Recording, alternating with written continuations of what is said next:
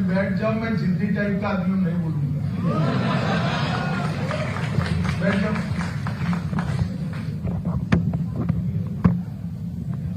सबसे पहले आजादी के अमृत महोत्सव की इस महान श्रृंखला जो शुरू हुई है, उसमें जुड़ने के लिए मैं माता गुजरी यूनिवर्सिटी को बहुत बहुत साधुवाद और सभी स्टूडेंट को मेरे साथ एक जयकारा लगाने के लिए कहता हूं, बोले सो निहाल। कल मैं जब आया उसके पहले ध्यान से मेरा निवास और कार्यक्रम कहाँ है मैंने नहीं देखा।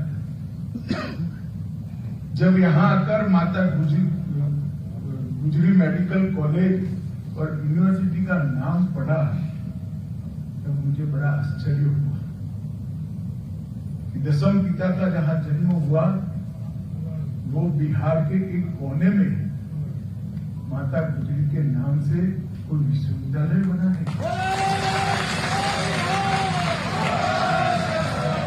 आज यहाँ जो स्टूडेंट्स हैं शायद उनको, क्योंकि आप यहाँ पढ़ते हैं, मालूम ही होता है, परंतु मैं बताना चाहता हूं कि माता गुजरी की महानता स्वयं दसम पिता को जन्म देने से ही इस देश पर बहुत बड़ा ऋण उन्होंने किया था, परंतु इससे ज्यादा अपने दो पोतों को अपने हाथ से पाग बांधकर जिंदा चुनवाने के लिए भेजना ये किसी मां की हिम्मत नहीं।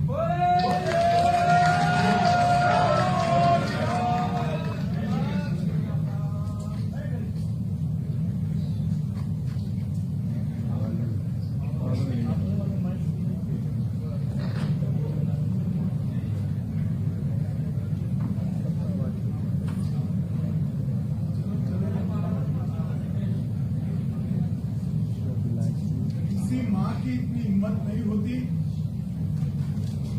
कि अपने दो पोते जिन्होंने दुनिया भी नहीं देखी है, दुनिया को समझा भी नहीं है, उसको देश और धर्म के काज जिंदा चुनवाने के लिए अपने हाथों से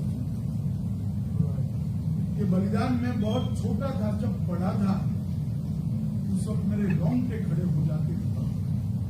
बहुत देखे हैं, बहुत सुने हैं जो अपने बेटे को हंसते हंसते मातृभूमि के लिए शहीद होने के लिए भेजते हैं, मगर ऐसा ना देखा न सुना जो अपने दो दो पोतों को जिंदा चुनवाने के लिए मातृभूमि के लिए।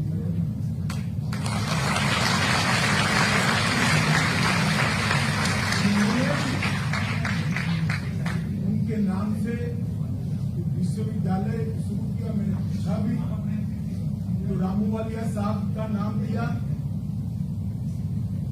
मैं रामूवालिया साहब को बहुत बहुत साधुवाद देना चाहता हूं कि सीमांत क्षेत्र की भूमि पर दो साहबजादों के बलिदान को और माता गुजरी को उन्होंने अमर करने का काम किया है।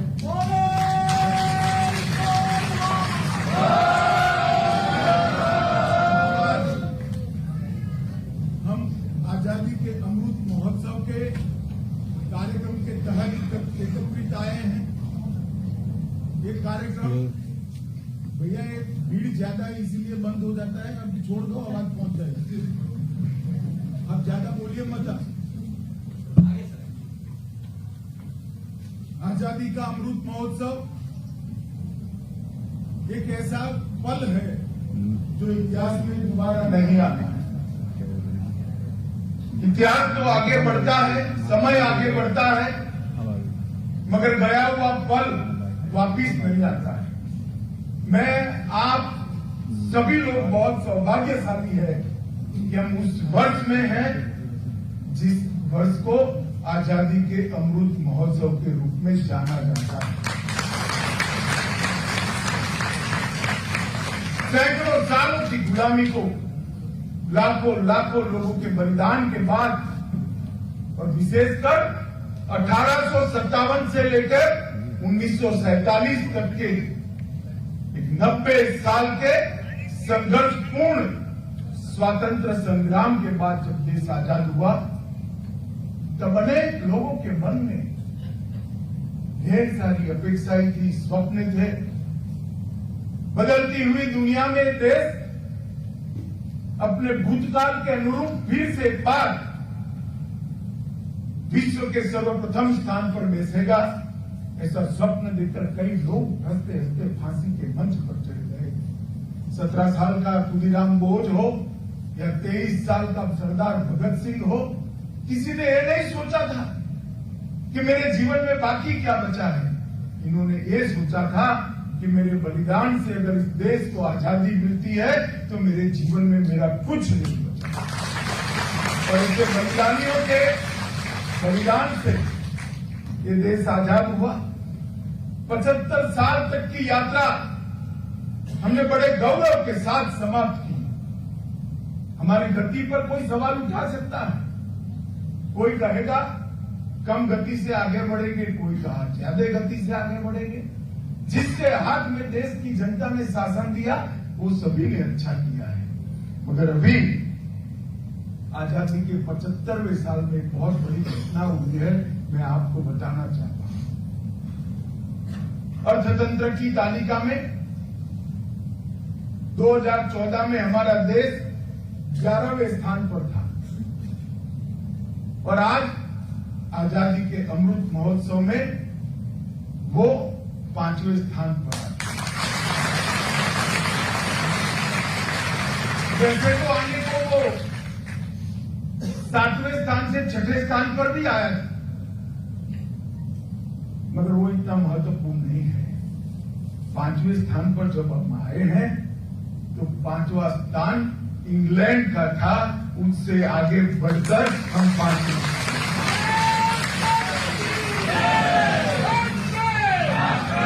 कोई सोच शराबा करे बगैर आज हमने पूरी दुनिया को बताया है कि 75 साल में हमने हमारे पुरुषार्थ से, हमारे धैर्य से, हमारे सही मार्ग से आपसे आगे निकलकर हमने बताया कि जो कहते थे कि अगर अंग्रेज चला जाएगा तो देश बिखर जाएगा, वो अंग्रेजों के देश से आगे बढ़कर आज हिंदुस्तान ने आजादी को सार्थक करने का काम किया है। जब कैबिनेट में प्रस्ताव रखा प्रधानमंत्री जी ने, मैं वो सौभाग्यशाली लोगों में से हूं जो वहां उपस्थित थे। उन्होंने आजादी के अमृत महोत्सव बनाने के लिए 3 लक्ष्य रखे थे कि क्यों मनाना है। एक तो अभी अभी हमने बिहार के स्वतंत्र सेनानियों का, उनके परिजनों का सम्मान किया। हमारे स्वतंत्र संग्राम के कई जाने अनजाने महान योद्धाओं को आज की पीढ़ी नहीं जानती। जब तक आज की पीढ़ी उनको नहीं जानेगी, उसके जीवन में क्या करना है उसका उद्देश्य स्पष्ट नहीं होगा। ये 17 साल के खुदीराम बोस ने गीता लेकर हाथ में फांसी के फंदे पर चढ़ा।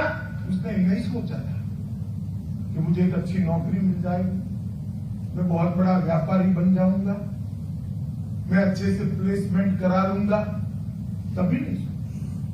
23 साल के सरदार भगत सिंह वहां से भागने की सारी संभावनाएं उपलब्ध होने की जगह इसीलिए सरेंडर किए कि मेरे फांसी पर चढ़ने से देश में चेतना जागृत होगी जो अंग्रेजों को निकाल बाहर कर। जब तक के इतिहास को देश का युवा नहीं जानता, और ऐसे अनेक पात्र है हमारे। मैंने अभी दसम गुरु का और उनके साहबजादों का नाम दिया, माता गुजरी का नाम दिया। ये बिहार की भूमि पर ही वीर बाबू कुंवर सिंह थे। सन 57 की क्रांति में 7 बार अंग्रेजों को हराने वाला 85 साल का वो वीरा पराक्रमी शेर, जब गंगा पार करते हुए इसके हाथ में गोली लग गई, अपने दाहिने हाथ से बाया हाथ काट दिया कि अब एक निकम्मा हो गया मेरा हाथ, भारत माता के काम में नहीं आएगा, और लड़ता रहा और अंतिम सांस तक देश को आजाद कराने का प्रयास किया। इस प्रकार के अनेक वीरों ने अपनी कुर्बानियां देकर इस देश को आजाद करने के लिए प्रयास किया था। वो इसलिए किया था कि हमारा जो भव्य भूतकाल है, पूरी दुनिया इस देश को सोने की चिड़िया के नाम से जानती थी। तक्षशिला, विक्रमादित्य और नालंदा में विश्व भर के लोग मेडिकल साइंस, इंजीनियरिंग की तकनीक, वेद, उपनिषद और विश्व भर की भाषाओं का व्याकरण पढ़ने के लिए आते थे। शिक्षा में भी हम अद्भुत थे, व्यापार में बहुत आगे थे, समृद्धि में पूरा देश हमारा, दुनिया हमारा लोहा मानता था। वो स्थान पर पहुंचाने के लिए देश को उन्होंने अपना बलिदान दिया था। और वो जब तक आज का युवा नहीं जानता, वो अपने जीवन के लक्ष्य तय करने में गलती कर देगा। इसलिए मोदी जी ने तय किया है कि आजादी के अमृत महोत्सव को पूरे स्वतंत्रता सेनानियों को, आज के युवाओं को समझाने के लिए, और हमारा जीवन हमारे लिए तो है ही। आपका विकास होगा तभी देश का विकास होगा। आपके विकास के बगैर देश का विकास संभव नहीं। मगर क्या साथ में हम कुछ ऐसा कर सकते हैं जिससे देश को महान बनाने की ये प्रक्रिया में और तेजी आए, और गति आए? और जब देश महान बनता है तो हम सब महान बनते हैं, क्योंकि भारत महान बनता है तो भारतीय महान।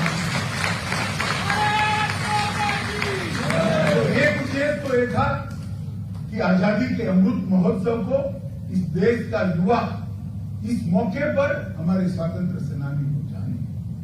दूसरा ये था कि 75 साल में हमने जो किया है उसका हम महिमा मंडन करें, गौरवगान करें, और इसके लिए जिन जिन ने योगदान दिया है उस सबको हम याद करें। हम जब यहां आजाद हुए, सुई नहीं बनाते थे, मंगल ग्रह तक यान भेजने का वाला भारत बन चुका है।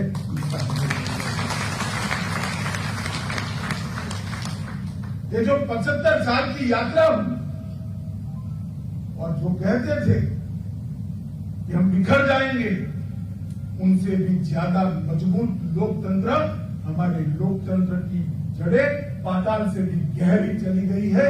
इस देश ने अनेक बार सत्ता परिवर्तन किया, खून का एक कतरा भी नहीं बहा। किसी को चुना, नहीं चुनकर आए वो चले गए, चुनकर आए वो बैठ गए और शासन करने लगे।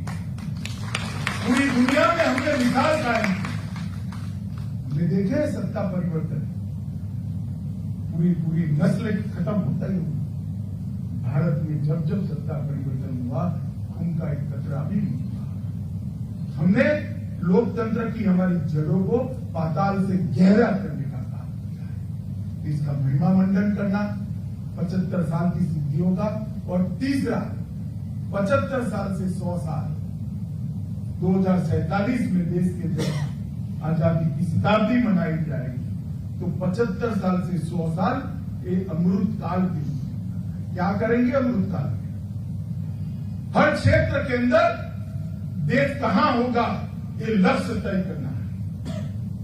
मेडिकल साइंस में हम कहां खड़े होंगे?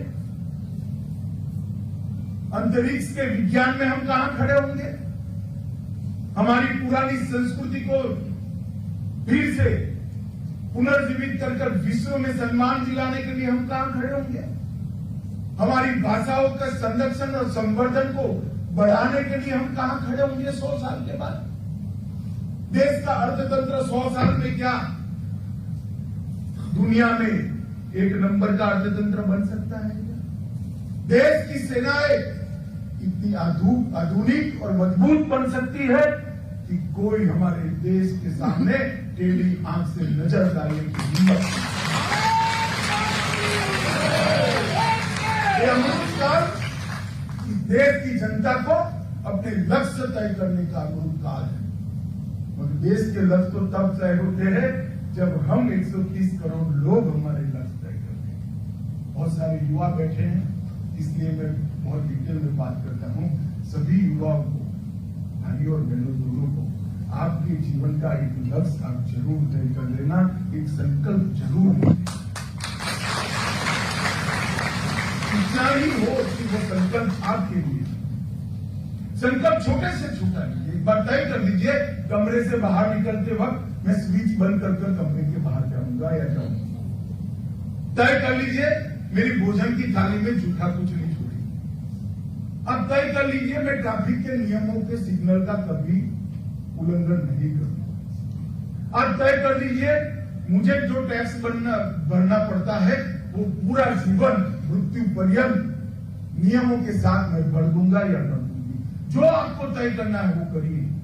अपने अलावे एक संकल्प ले लीजिए। मैं आपको बताता हूं, अगर 130 करोड़ लोग एक एक संकल्प लेते हैं तो 130 करोड़ कदम देश एक साथ आगे बढ़ता है। बहुत बड़ी ताकत है। आजादी के अमृत काल देश के लिए संकल्प लेने का समय है।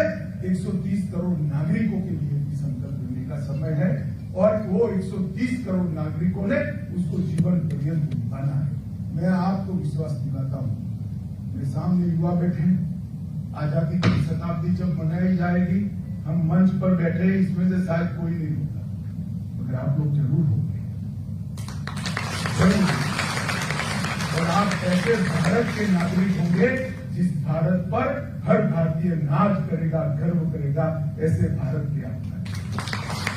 इसके लिए एक सामूहिक पुरुषार्थ की जरूरत है। इसके लिए सामूहिक संकल्पवान राष्ट्र की जरूरत है और इसके लिए एक दिशा में काम करने वाले 130 करोड़ लोग एक दिशा में अपना पुरुषार्थ करें, इसकी जरूरत है। और इसी के लिए आजादी का अमृत महोत्सव मनाने का निर्णय किया है। ये सांस्कृतिक कार्यक्रम, ये आजादी के संग्राम के लड़ने वालों का सम्मान और देश के हर क्षेत्र के अंदर लक्ष्य करने का समय, ये आजादी के अमृत महोत्सव का वर्ष है। और आजादी का अमृत काल हर क्षेत्र में भारत को नंबर 1 सर्वप्रथम बनाने का और विश्व में विश्व गुरु के स्थान पर प्रस्तावित। भाइयों बहनों, मैं आपसे क्षमा प्रार्थी हूं कि आपके रसद क्षति मेरे कारण हुई है। बहुत अच्छा कार्यक्रम चल रहा था, मीटर डाउन हो रहा है, मुझे जाना पड़ेगा, मगर मैं आपसे बात करना चाहता था, इसलिए मैंने कहा कि भाई बीच में सांस्कृतिक कार्यक्रम रोककर मैं 10 मिनट बात करना चाहता हूं। मेरे 10 मिनट समाप्त हुए। आप सबों को व्यक्तिगत जीवन की बहुत बहुत शुभकामनाएं देकर मेरी बात समाप्त करता हूं। धन्यवाद।